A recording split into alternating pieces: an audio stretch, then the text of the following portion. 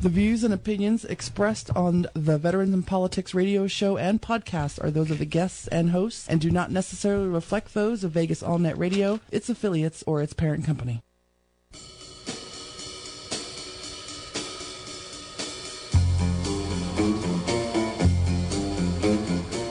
Good afternoon, ladies and gentlemen. This is Jim Jonas and Steve Sanson with another episode of Veterans in Politics. Today we have Roger Tobler, who is the mayor of Boulder City, on, and we also have Mike Mayberry, who is running for Henderson City Council. With that being said, I'll go ahead and... Hey, Steve, how's it going, sir? Hey, I will go ahead and start on my rant. I didn't really know if I had one today, and then I was reading a very interesting article before I walked in, and it happens to have something to do with Congressman Joe Heck. Interesting enough, Congressman Heck, along with 329 of his fellow congressmen and women, voted for a $535 billion defense appropriation bill, and for some reason, though, Steve, guess what they didn't vote for? Dealing with veterans? Yeah, a $100 pay increase for military service people that are overseas. They struck that down, but they didn't cut any of the stuff that Secretary of Defense Bob Gates actually said should be cut. And Steve, I think it has something to do with the fact that Congressman Heck was one of several freshman congressmen that were taken out to a very lavish dinner with a bunch of different defense contractors. Find that kind of interesting. Yeah, that normally does it. Yeah. So, needless to say, I was a little irritated when I read that.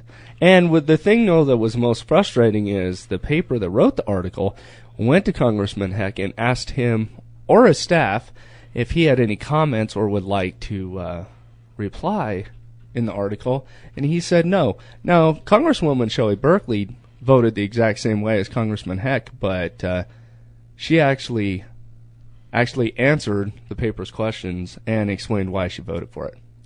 So I was just kind of curious of why Congressman Heck did that, and maybe he could clarify that for us. That would be nice. Oh, you saying we should get him on the show? Yeah, I just kind of clear that up because I mean, he may have done nothing wrong, and I don't think he did anything wrong as far as legally or anything like that. This kind of stuff happens all the time.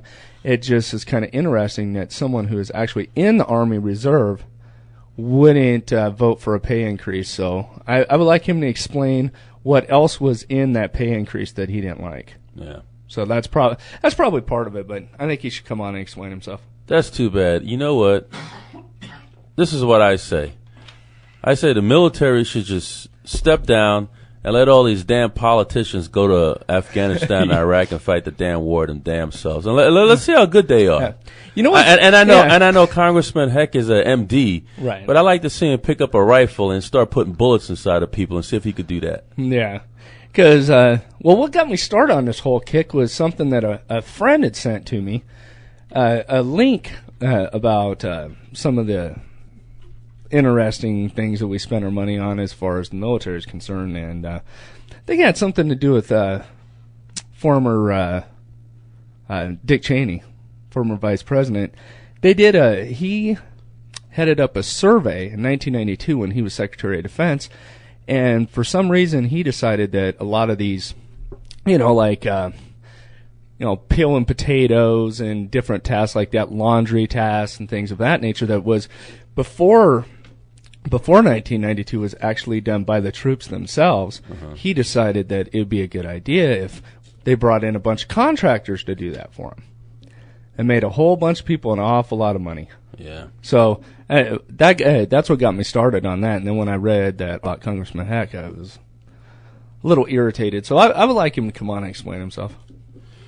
Oh, that was it with your rant? Yeah. Other than that, it was pretty uneventful week.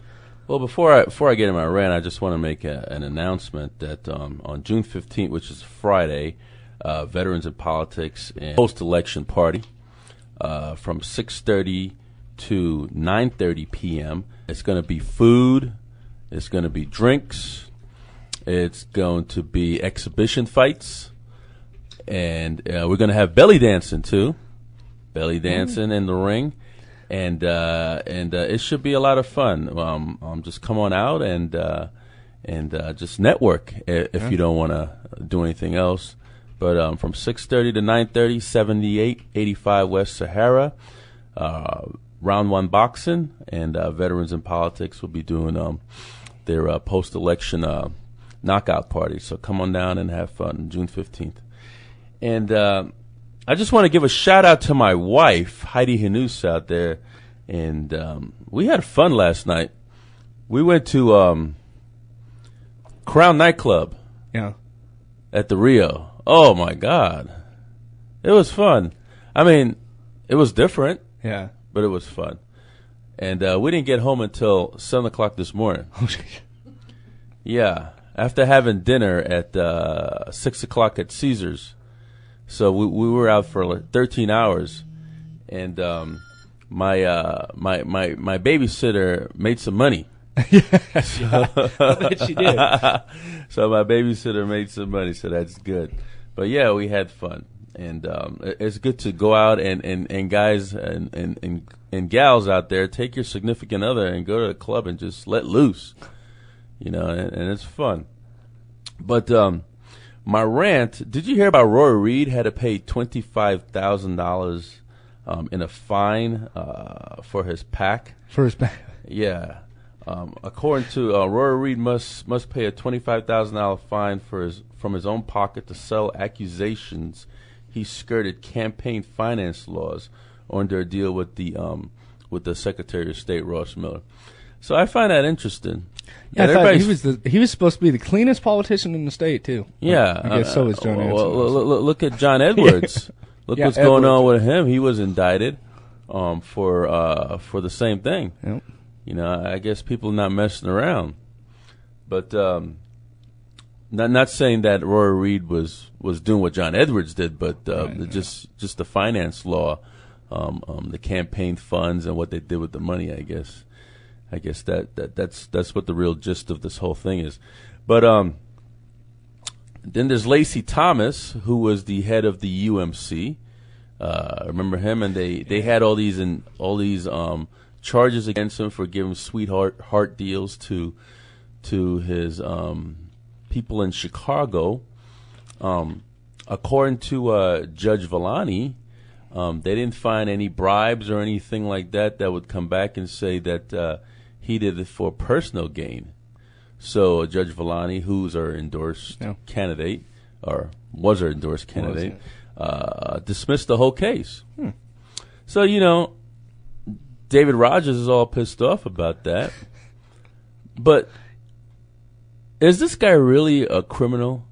Shouldn't we go after those murderers and rapists and pedophilers and all those people out there? And since the judge already dismissed this case, instead of appealing it and wasting tax dollars, and I say tax dollars, right, to bring it back in front of a jury, if it ever sees the light of a jury, should we waste our money on that? Or should we just, say, okay, well, Judge Villani is competent, and here's a 7-page reasons why he did what he did, and let it go from that?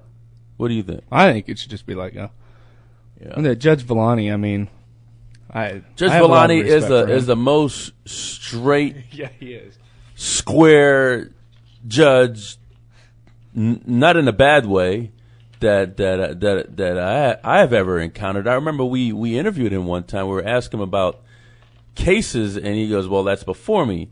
So we asked him about cases that wasn't before him, and he said, "Then that could be before me." Yeah. So, and he didn't want to talk about nothing dealing with legal cases at all. So, my kudos go to Judge Villani for standing up and doing what he believes is right. Right. Against what anybody else might believe is wrong. But anyways, that's all I have for my rants today. Yeah, I don't have much either. Just low irritated Congressman Heck. All right, so let's take a commercial break, and when we come back, folks, we're going to have Boulder City Mayor Roger Tobler, and after Roger, we're going to have candidate Mike Mayberry, who's running for Henderson City Council Ward number 4, who's also a former police chief of Henderson.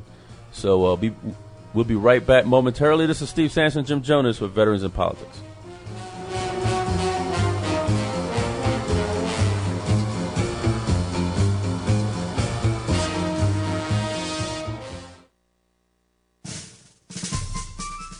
This public service announcement is brought to you by Veterans in Politics International. The Veterans in Politics mission is to teach, educate, organize, and awaken our veterans and their families to select, support, and vote intelligently for a better world, and to protect ourselves from our own governments and a culture of corruption, and to be the political voice for those in other groups that do not have one. There are too many homeless veterans, and more help is needed from the VA. Every veteran service organization post should adopt a local homeless veteran. The funding of VA medical centers is inadequate, and building a VA hospital in southern Nevada is moving at a slow pace.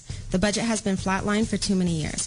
The VA is too quick to deny claims and too slow to help veterans gather records in support of claims. Local politicians ignore veterans and their issues. They perceive a lack of organization among their local veterans and that it won't hurt them at election time. Veterans too often vote party, not veteran issues. All veterans should vote in every election. The news media give inadequate coverage to veteran issues and events. You must send letters to the editor and voice this concern. Please contact your members of Congress and Senate and urge them to co-sponsor key legislation in supporting our veterans. Please support Veterans in Politics. And to get more information, go to www.veteransinpolitics.com. Americans have been fooled by politicians about illegal immigration. They make you think that if you bring up this topic, you are a racist. Did you know that America is the only country on this planet that does not enforce its federal immigration laws? For the fear of being called a racist. I am for legal immigration.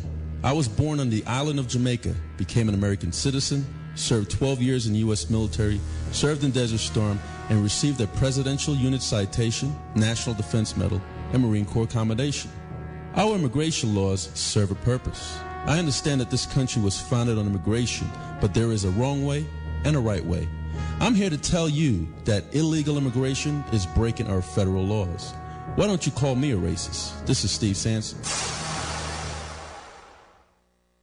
Are you a business owner struggling during these economic times? Please listen up. How would you like to put your business and services in front of every resident and business in the Las Vegas Valley for less than a penny per home? Yes, that's right. I said less than 1 cent per home and business. And how would you like to have a dynamic and exciting online presence with the major search engines? How about an online video for your business and a fully optimized website with absolutely no setup fee? Hi, my name is George. If you are interested in these and other services that can make your phone ring with clients and prospects, then call me at 702-296-8394. Just call George at 702-296-8394. Thank you.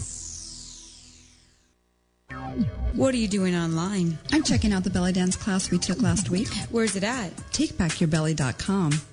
That's right. We worked our arms. We worked our abs. We worked so hard and had a blast. No matter what, your shape or size. Come belly dance, you'll be surprised. For class schedule and location, log on to TakeBackYourBelly.com or call 219-3151.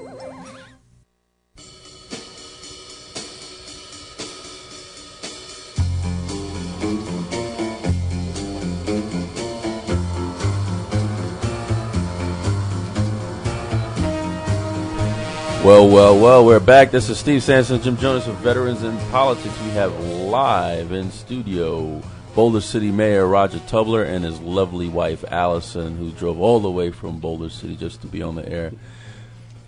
Mayor, how you doing today, sir? Good. Thank you for having me. Could you tell us a little bit about yourself? Well, I grew up in Boulder City. I went to college at BYU and got an accounting degree. And then I came back to be part of to help run a family business. We have True Value. What kind of business? Oh, True Value hardware stores. I'm married to Allison. We have 5 kids. Wow. 2 are kind of have left and come back. They're in college and they're back for the summer now. So they only come home for special occasions. Or what? Well, summer. Mayor, you had a very, very different primary. Yeah. rough primary, and I thought that you were going to be in the general election, but it seems like you just kicked butt in the primary and just took it, and I could remember I received a after we did a press release on the Boulder City mayor's race. I can't tell you that all the candidates that Veterans in Politics have went after for whatever reasons, which was your opponent, soon-to-be former city councilwoman Linda Strickland, my phone blew up, and my emails blew up, both for and against you, and there was a lot of people that are for you. And I remember this one gentleman called me up and wanted to take that whole press release and put it on the front page of the Boulder City Shopper. And I thought that was kind of cool. And when he did that, there's a lot of folks that said that press release was kind of like the nail into the coffin for the succession of the mayor's race. What do you think? Well, I think it helped. I think having a party that's coming in, an unbiased party, right. That really a fresh approach, which you guys did. You looked at the facts, you looked at the situation behind that whole situation, and then you made your choice. And so, yeah, I think that helped. I definitely helped. I think the other thing is I think I understood what the concerns were for the residents of Boulder City. I knew that traffic was an issue. I knew that the finance was the issue, and these were things that, quite honestly, I believe I've worked on. We don't have all the answers yet or all the fixes. Financially, we're a lot further along. Traffic, we still have some problems, but I think I addressed the issues. I didn't go after my opponent. In fact, I didn't have a single ad mention her name. No, you didn't. Go after your opponent. So when it did get a little ugly there, but I can honestly say that didn't come from my camp. Right. I felt like I could win on the issues that really the people of Boulder City that we're concerned with. I believe she used the ballot lawsuit issues as her main platform, and that's where you guys came in and helped. You kind of gave like a setup, I think. She was setting herself up for the mayor's race, so she used that. And that's where I think your press release helped, because people that saw that were maybe concerned when they took a look at a party that was coming from the outside, that didn't already have their arguments for or against one of us. I think it definitely it helped. Yeah. Last week we had Rod Woodbury in here, who's now going to be the councilman of Boulder City, and we talked about several different issues. One of the issues we talked about was solar energy coming from Boulder City, since you guys have a whole lot of land out there. Is there going to be any more wind farms come up over there and solar panels and stuff like that? Are you going to be like, is Boulder City going to, since you don't have gaming, we got to give you something. Is Boulder City going to be the mega city for solar energy in the Western Hemisphere? Right now we're already there. Really? And, we were the city that built Hoover Dam. That's kind of our catchphrase. But we're going to be soon to be known as the city that built a solar park, the largest solar park in the nation, if not the world. Right. We already have over 150, close to 150 megawatts being generated in solar. We have another about 700 megawatts coming in, and these are with companies that are already producing, like Sempra Energy. They have another, I believe, about another 300 megawatts coming on. We're going to be known for this. It's kind of a neat thing to be able to, this is something when I got on council, that's when we started. Now, those that had vision, that bought the El Dorado Valley, that was not me, but those politicians had real vision on what could happen out in Boulder City. Right. But in 2003 is when we really started working to bring in some companies, and fortunately we had Sempra and Acciona come in, and our community's been very proud of that. So solar's going to be we're going to continue to grow it. Wind and other renewable energies, though, when we put out our RFPs, we invite some of those other things. The voters approved geothermal in our El Dorado Valley because it has to be voter approved. Right. And so we're looking at other renewables as well. But solar is definitely going to be the main type. So, Mayor, one question I have for you. Is your city charter similar to that of Las Vegas as far as the role of mayor? Because I was just reading an article before we came on air talking about how little power the mayor of Las Vegas really has. Basically, they are just a glorified another council person. Is it the same in Boulder City? Or That's very similar. Is it? I don't know if Oscar would like you referring to his position like that. Cause I think he's king when he was mayor. He's the happiest mayor. Yeah, what are you, Roger? I'm not as happy, but I'm a very content mayor, winning in the primaries, so I didn't have to go through. But we have one vote just like the rest of them. Okay. But here's the difference between mayor and council, and I've been both, and. Right. You chair the meetings, so you definitely have the power of kind of determining where the direction goes. Right. And I don't think I'm an overbearing mayor. I think I'm pretty reasonable with my council. Now, some would disagree with me on that. Right. But if you actually watch our meetings, I'm not up there with a sledgehammer ready to gavel people down. But I think the other thing, the difference is the time involved, the commitment level, because everybody wants you at their function as mayor. You need to be there to represent the town. When, for example, the solar companies, when they come in, one of the first people they want to meet with is the mayor. Right. So that's the difference. But one vote, just like everybody else. Well, I think the main reason why they wrote what they did in this article was it was more to the effect of how Caroline and Chris G are campaigning about. They're both gonna, they're both gonna fix all the education problems, and they're gonna do a lot of things that the mayor can't really do. So I think that's more of what the article was going at. Yeah. Speaking of that, Mayor, how is the education issue up in Boulder City? Well, our city, our schools have had budget cuts that concern everybody. Of course, my position with local politics, and even the same as Las Vegas, we have no control or even say in what happens because that's a state function, right? And we have our own school district. So who's your trustee for up there? I should know that. I should know that as well, and it slipped my mind. And Deanna Wright, Carolyn Edwards, Linda Young. It's kind of, I don't know. I should know that. So good thing you're not still in the race. You caught me off guard with that one. Mary Beth Scow was ours, and then she ran for county commissioner. Right. I don't remember who replaced her. Yeah, I forget myself. But you also had an issue up there dealing with one of your elected officials, that your constable. Is that issue taken care of? Did you guys get appointed new constable, or? Yeah, they were. That's an elected position, right? And someone was elected. When was that? I don't remember seeing that. The re-election. That wasn't the last one. That was 2 election cycles ago. Okay. And that the legal issues were taken care of with the prior one. Right. So. And you have Victor Miller up there as your judge. He's been like an ancient fixture up there as far as judges. I don't think he wants to ever leave that judgeship seat up there. But the reason why I'm bringing up Victor Miller is because we're trying to establish this veterans court in Clark County. And how do you feel about the veterans court up there in Boulder City?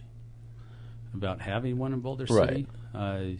I'm not quite sure. You're a veteran. You're very veteran-oriented city up there. Right. What would be your jurisdiction? That's, I guess. There is no. Well, Veterans Court is law, according to Nevada Revised Statute 176. It was passed in the 2009 legislation, and Governor Gibbons signed it into law. It basically treats a veteran differently than you would treat the normal populace because of the PTSD and the combat incidents or conflicts that they went through. Would you want to see something like that up there, like a specialty court up there in Boulder City? I don't know how often that would occur in Boulder City. I definitely wouldn't be against that. Because I could see. So I don't know what the statistics are. How many veterans actually go before Judge Miller? Right. I could definitely see more of a reason to hold that in kind of the bigger areas. But if there's a need for it, yeah, I think we certainly could look at that. Apparently, it's across the board to all like city judges or justices of peace and district judges. It goes to everybody, so it's not like one particular type of judges that they do Veterans Court. Yeah. So I just wanted to know your clarification or your understanding behind it. If you obviously, I don't know a lot behind that, but I definitely wouldn't oppose something like that. Okay. So, Mayor, with the building of the new bridge, bypassing, so you don't have to go over Hoover Dam in order to get across to Arizona, what has that done as far as traffic? Has that caused kind of a traffic snafu over there? Now you hit the main issue in Boulder City right now, and that it moved all the problems from the dam up into Boulder City, which is what we've been saying for a decade now.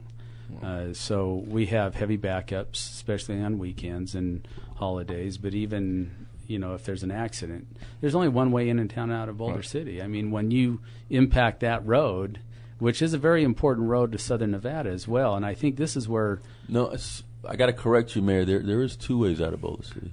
You guys got an airport. That's true. Just not very many people can take that route. Yeah.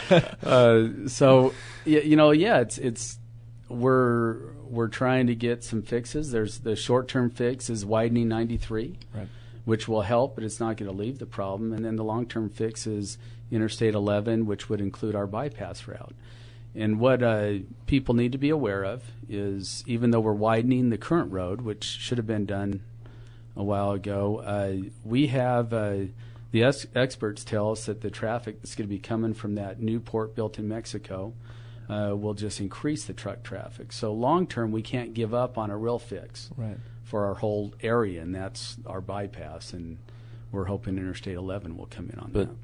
Don't Boulder make all that traffic that's going through their town? I mean, those businesses. Yeah, there's definitely some businesses on 93 there that pick up some of the traffic off that. I would say the vast majority of the cars, and definitely almost all the truckers, just go right through Boulder City.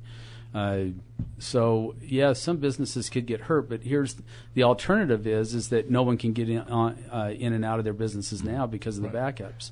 So they're dying now. So what's the alternative? Well, it's going to be better than what they have now. We'll have to market Boulder City as still a place to drive through, not for trucks, but for the cars, so our businesses still survive. Yeah, because I know Steve and I, when we were out there, we went out to give out one of our endorsements, and there was a wreck. Yeah. And it took us forever to try to get out because literally that street was just so packed nonstop. And we have no patience. Yeah, none. Yeah. And, so it was very annoying. Boulder City is losing their patience on this issue, quite honestly. And so, yeah, you've experienced it. You come out any weekend and you'll experience it. But I have a business right on the highway. I'm one of the businesses now. I don't depend on through traffic. Right. Mine's local business, but it still impacts us. And even if I did depend on it, no one wants to pull off that to just pull back on. Right. It's like a parking lot, literally, on the weekends on 93. So, Mayor, let me get your input on the crematory. I know we talked briefly about it before. What do you feel about having a crematory in down the there at the city of Veterans Boulder? Cemetery? Right. Or somewhere, one of the funeral halls.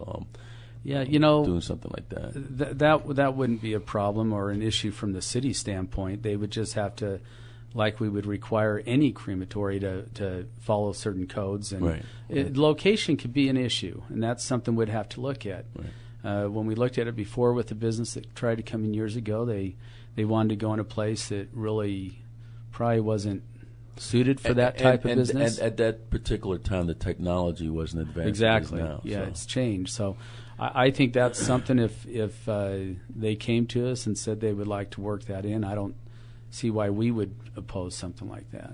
And you get sworn in on June 28th? It'd be the last Tuesday, and I'm not sure. It could be last Tuesday of June. Because I believe Rod Woodbury said June 28th. Yeah, it is. It could be if that's the last Tuesday. We're all sworn in come at the up same there. time. You're coming out? Yeah, Good. Cause a ruckus. Well, hey. We're going to make sure nobody goes and disrespects you again like that last time. Thank you. You're going to back me up. That's good to know. Sit down. I don't, you know, I wouldn't want you after me, so that's good to know that you'd be out there. So this is a 4-year post? Yes. So let's get your wife's feedback on there. You know, she's gonna be the first lady for another 4 years. How does she handle that over there in Boulder? Allison, how you doing today? I'm good, thanks. Allison's gonna be calling me names while on her drive back to Boulder City. I will tell you this: everybody likes her. And she's the likable one of the pair. And so you're the mean one. She's like she's bad been cop, very good good for campaigning because she's very well liked. So that's good. So Allison, you manage the store, or no? I don't touch. You the stay store. away from that. Yeah. What do you do up there in Boulder? Oh, I teach music lessons. Is what I do. What instrument? Piano and voice. Oh, that's good. So, voice. Singing. You think you can help Steve? Hey, it's worth a shot. I don't know. You'd have to belt something out here. She could yeah, let's hear what you got. I have somebody do the national anthem for us in our event. So she's really, really, really good. Yeah, sure. But I wanted to know, how do you feel about your husband and your family actually being in the public eye? I'm sure you experienced that while he was on the council as a city councilman and mayor, and now he's going for another term as mayor. I mean, what impact does that have on your family? You know, it's a good thing because he's out there and he's serving, and I think that's good for the kids to see that their dad is really working for the good of the city and serving in that capacity. I mean, it's kind of hard because he is gone a lot, and the kids see that, and it was kind of we had a debate on should he run again, should he not. But in the end, we decided it really was the right thing to do. And they respect that. The kids respect that. And in some ways, you know, the younger one's like, yeah, that's so cool. My dad's the mayor. And some of the older ones like, oh, he's gone again. Then that means he's gone more. But I think... Well, how far could he go? Well, he's just gone. Yeah, he's not gone very Boulder's far. not that big. Damn. There's a lot of places I can hide true. out there. No, but it does take a lot of time. Like you said, it does. Being mayor takes a lot more time even than city council because he tries to go to as much as he can. And he does take the kids, and it's good for them to see that. So are you the first lady? Is that what they call you? I don't know. Well, Allison, thank you so much for getting on the mic. Mayor, I'd like to... Jim, you have anything else? No. I mean, really the only issue that I ever see anytime I go to Boulder is traffic. Yeah. Other than that, it's a beautiful city. There was a rumor. Well, it wasn't a rumor. It was quite a lengthy discussion that was in the media for quite some time, saying that this developer wanted to come down there and wanted all this land and was going to give X amount of dollars to all the residents of Boulder. Is that true? That was, I think you're combining two things. We had a ballot question or a group that tried to put a ballot question on to sell the El Dorado Valley and then turn around and give $1 million to every resident. $1 million to every resident. Now, isn't that a sweetheart deal? That was beautiful. The problem is all that land is tied up in conservation easements. So who's going to buy that land for that type of money and then not be able to develop on it? It was basically it was you know, if you look out there, it looks pretty barren, but it is tied up in conservation easements. But I'm glad. Could you explain the conservation easements to listeners? When county or Vegas, when this area was growing, you remember they had that take permit for every acre they developed. They had to set aside an acre for conservation. Okay. Well, that's the El Dorado Valley. So when people think that Boulder didn't have anything to do with the growth and the economy, we did. We allowed that conservation, those acres, to be moved out to Boulder City. And so what we have out in the El Dorado Valley now is conservation easements and solar plants. It's like so it was never a possibility what they wanted to do for the $1 million. So basically, it's like a acreage of trees that you can't cut down because you cut down so many over here. You can't cut down. And in this case, it's an acre of dirt that supposedly has some turtles out there and other. God bless them.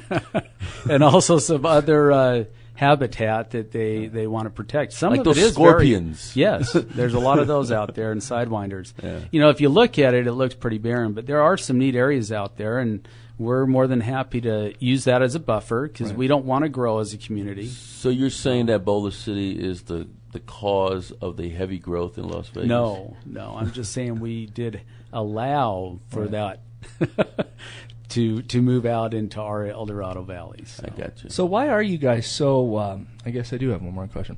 Why are you in Boulder so focused on it seems like you guys are real good about controlling growth. Not necessarily anti-growth, but just make sure as we grow, it's going to be a responsible growth. Unlike out here in Clark County, when they were trying to kind of slow things down a little bit, and everybody freaked out. So, no, you can't do that. You can't stop growth. And now we have a lot of issues because of that. Like foreclosures. So why? Yeah.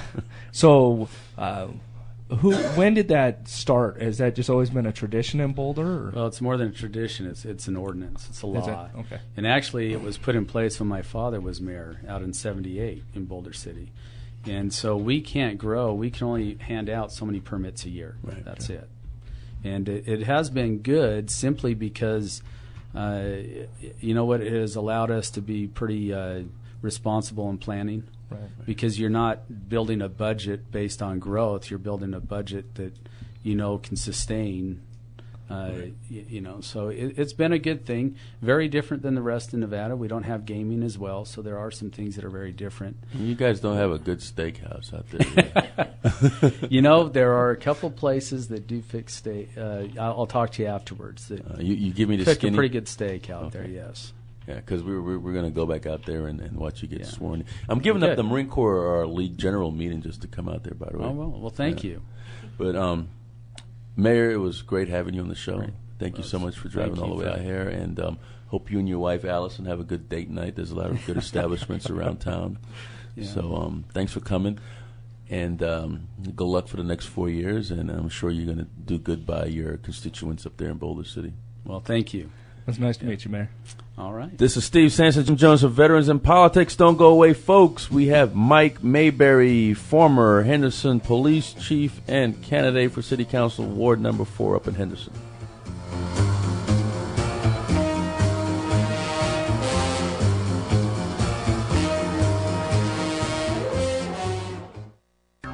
What are you doing online? I'm checking out the belly dance class we took last week. Where's it at? TakeBackYourBelly.com. That's right. We worked our arms. We worked our abs. We worked so hard and had a blast. No matter what your shape or size, come belly dance, you'll be surprised. For class schedule and location, log on to TakeBackYourBelly.com or call 219-3151. Are you a business owner struggling during these economic times? Please listen up. How would you like to put your business and services in front of every resident and business in the Las Vegas Valley for less than a penny per home? Yes, that's right. I said less than 1 cent per home and business. And how would you like to have a dynamic and exciting online presence with the major search engines? How about an online video for your business and a fully optimized website with absolutely no setup fee? Hi, my name is George. If you are interested in these and other services that can make your phone ring with clients and prospects, then call me at 702-296-8394. Just call George at 702-296-8394. Thank you. Veterans in Politics takes a proactive approach to provide you, the veteran, with the political voice for which you fought and served. Veterans in Politics is becoming the premier veteran organization of the 21st century, with political candidate interviews, insight, and endorsements. Public speaking engagements in support of American values. Radio shows to keep you updated on the latest in veteran and military support operations. Providing job placement and business support. Go to veteransinpolitics.com today and do your part in defending liberty. While growing up, I've always asked my family, who is my father? I was told the name of a man. When I became older, I looked for this man and found him. He thought that I was his son as well, but after a DNA test, it was discovered that my family was lying to me all my life. I pressured my family to give me the real identity of my father. I then became suspicious and took my grandfather's DNA. After I buried my grandfather, 2 days later I discovered that my grandfather was in fact my biological father. I questioned myself and asked, what is my purpose on this earth? I should have never been conceived. But when I look at my 4 children, I knew that everything happens for a reason. This is Steve Sampson. Find your identity.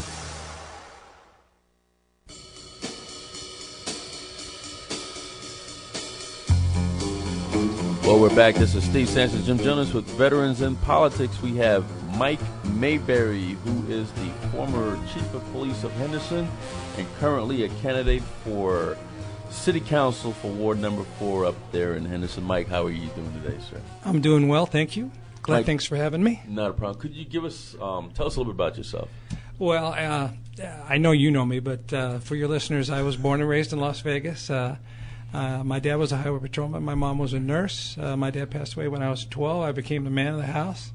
I worked my way actually through Gorman High School by mowing lawns from Oakey to St. Louis. And that's a lot of grass. It is a lot of grass. Yeah. And those days they didn't have riding lawnmowers either. I had to push that baby. Yeah. I was back in the olden days. But anyway, and then I went on to UNLV and ultimately moved to Henderson and lived my entire adult life in Henderson. And I did 29 years on the police department. The last 6 I was a chief of police. Okay. So you brought your campaign manager with you, Dave Thomas. Dave, what's going on? Well, I'm just happy to be here as well. you and I go back a lot of years, and That's I know true. And I know you only take candidates that you believe in. So what made you go on the Mike Mayberry's campaign? Well, one thing, a couple of things. First, Mike's very genuine.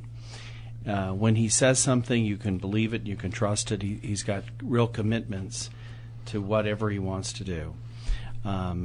And secondly, he's got a lot of integrity. He stands by his principles.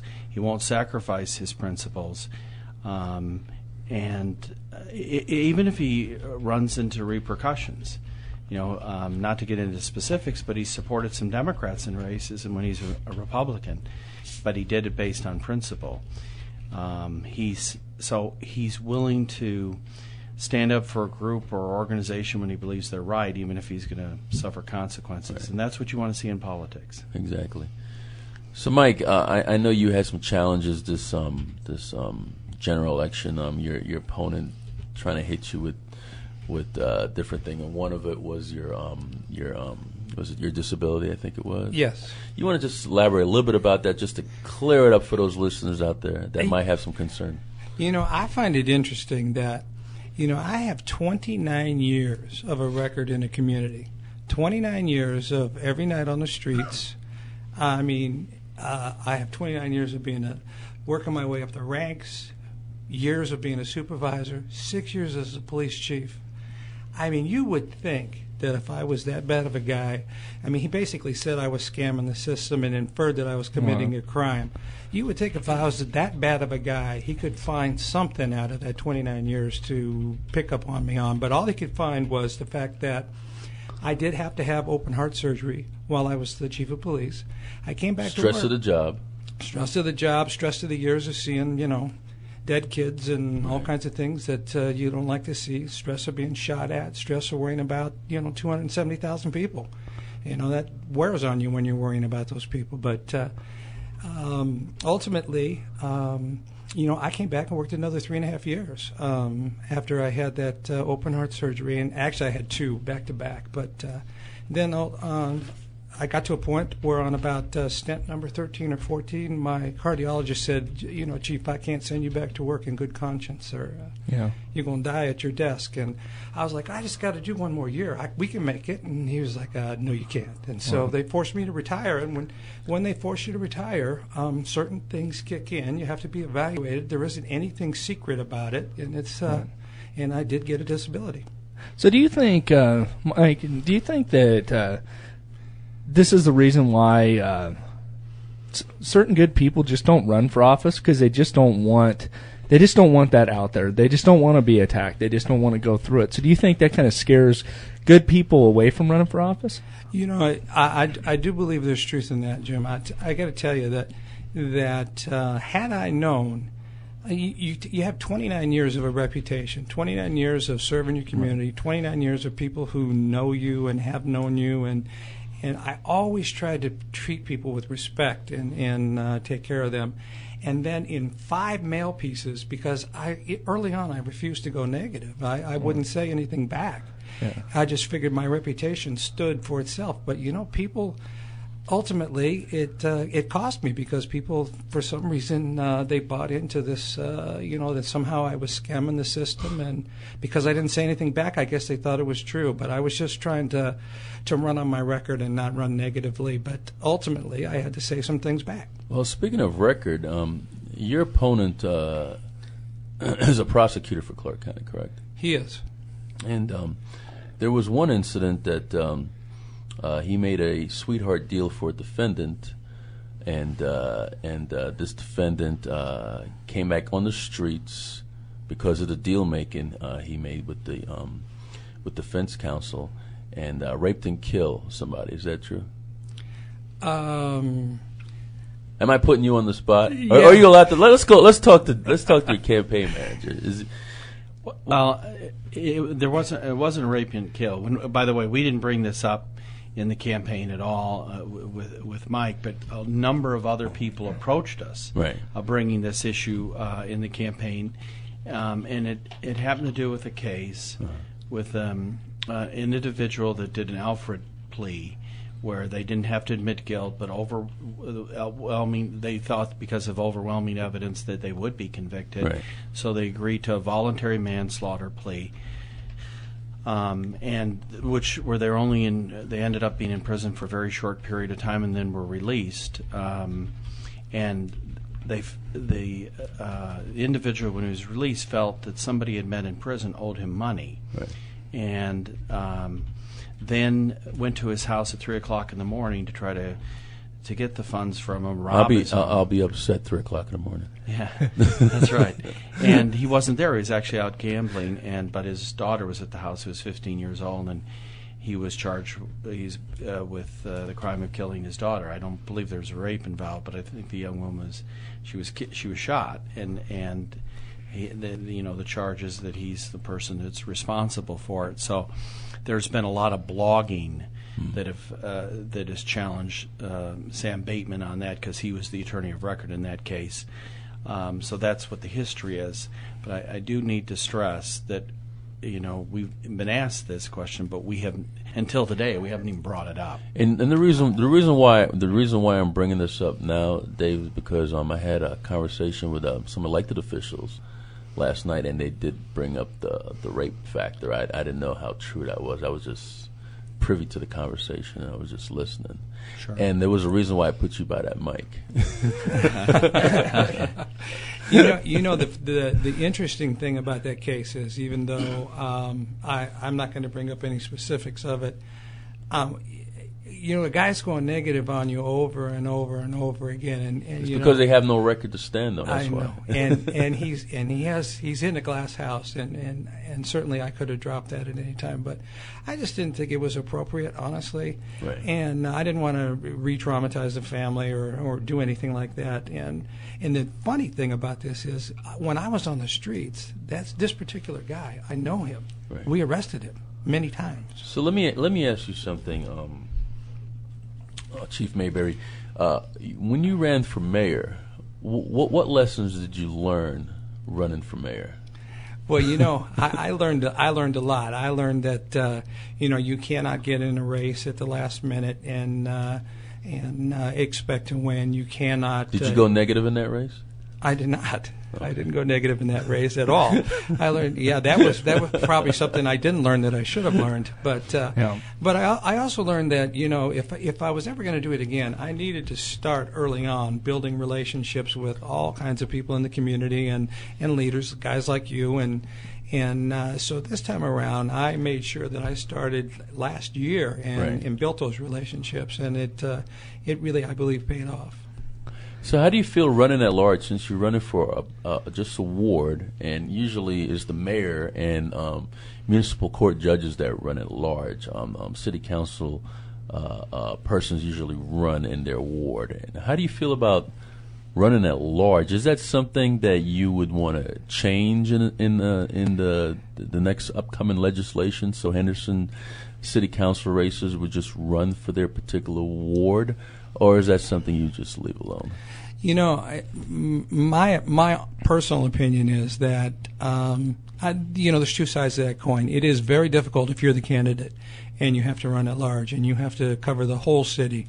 You've got to walk the whole city, and it's extremely difficult to do. That's a huge city. It is a huge city, and it's over 100 square miles, and it's a lot of territory to cover. But ultimately, in the end, I believe that one of the positive things about that is it makes all of the council people and the mayor work together, because everybody in the city voted for you. So I think there's a positive in there that may actually outweigh the difficulty that you have to go through as a candidate. The money and the mailers and the door knocking and the countless amount of stuff I could think of. Yeah. I'm sure Dave could think of a whole bunch of others. It would be a lot easier if I was just running in that 4th Ward, I will tell you that. So what is your mission being on the city council? Because the reason why you must have a mission, because you served the populace for 29 years and 6 to 7 years of it you were police chief, and then you ran for mayor, and now you're running for city council. So what's your purpose, Mike? I just really not only do I want to serve the citizens again, because there are people that live and work in that city that I've known, my whole adult life, and I'm very close to, and I got that a lot when I was walking. But really, I think we're solving our budget problems year by year, and what we need to do is we need to have a long-term solution to solving those budget problems. And my first order of business will be getting some consensus amongst the council and providing some leadership on how we can actually create some jobs and solve the budget problem. So not every year we're not trying to balance this budget. So let me. I don't know if this has ever been done before, but would you reach out to the other cities that surround Henderson, like Boulder and Las Vegas? I don't know if North Las Vegas surrounds your borders there, but would you reach out to them to try to help establish the economy crisis within your city and the foreclosure crisis? Would you reach out to these other cities and maybe try to work like a joint task force type of deal, like Homeland Security? Well, I will tell you that and you were on Homeland Security. I was on the Homeland Security Commission and served it for a number of years. So you know what it's like to work with other entities. I do. I was also the chairman of the HIDA, the High Intensive Drug Trafficking Area, and the chairman of the Law Enforcement Coordinating Committee. Which and you were appointed by Kenny Gwynn? I was appointed by Governor Gwynn to Nevada's first Homeland Security Commission, and I think it is important to take a regional view of how our economy is, and it was certainly important to take a regional view when you were policing. I mean, because bad guys don't know the borders; they just go wherever they go. And they said the signs are different colors. Yeah, well, we got plenty of guys from North Las Vegas and Henderson, even though we don't have any borders with them. I thought I was still in North Las Vegas. Yeah, I don't think so. But anyway, no, you got mixed up, and now you're in the wrong place. So, but I certainly think that there are a number of things that we could work on. In together, and I think you have more power when you bring in other entities, and you go as together to the legislature as right. Southern Nevada, for example, and Clark County. And I have one quick question for Dave. How do you plan to? This is the only race in Henderson. That's right. How do you plan to make it attractive for the voters to turn out? Yeah, to go to the voting booth. well, it's interesting. A couple things. First off, we're at a pace in early voting where we're ahead of where we were in the primary, which is a surprise to me, and I think anyone has been involved or active in inside baseball politics is probably surprised by those numbers that people have turned out to the level that they have, because you're absolutely right. Everybody predicted turnout would be about half of what it was in the primary because of the fact there's only two candidates. A couple of things. One, I think, is a credit to our campaign. We worked really hard to reach out to voters aggressively to get them out to the polls, and we'll see what happens on Tuesday. So we've put more resources towards getting people out to vote, one thing. And then there's another occurrence that has nothing to do with us that was a surprise, that we actually found in some feedback from voters in Henderson, that they would say, well, we voted for Mike Mayberry, but we were upset that we didn't have an opportunity to vote in the mayor's race. And we said, well, that's Las Vegas mayor's race. Right. And they were of the impression that they still were going to be able to vote okay. in the Las Vegas mayor's race. So some people were actually came out to vote for either so Carolyn Goodman or Chris June Kiliani. That bumped up the numbers, I'm sure. That bumped up the numbers a little bit in Henderson, not realizing the boundaries that they were in the district to vote. Well, let's hope they hit Mayberry when they did. Well, I'd like to thank you, Dave Thomas, for coming out, and Mike Mayberry, and good luck with you in your race. And could you give your contact information real quick? Yes, it's www.mayberryforhenderson.com, or you can email me at mike@mayberryforhenderson.com, or you can call me at 281-0985, 281-0985. That's Mike Mayberry, who is running for Henderson City Council in Ward number 4. We want all our veterans in politics, listeners and friends and families to go out and vote for Mike Mayberry if they live in the Henderson area. And Mike Mayberry has been endorsed by Veterans in Politics, and also Bob Coffin if you live in the Las Vegas area for City Council, George Assad if you live in the Las Vegas area for Municipal Court Judge, Richard Churchill if you live in North Las Vegas, and Catherine Ramsey if you live in North Las Vegas. So we want all our Veterans in Politics listeners, friends, and family to go out and vote for these individuals on June 7th. This is Steve Sanson, Jim Jonas with Veterans in Politics. Until next week.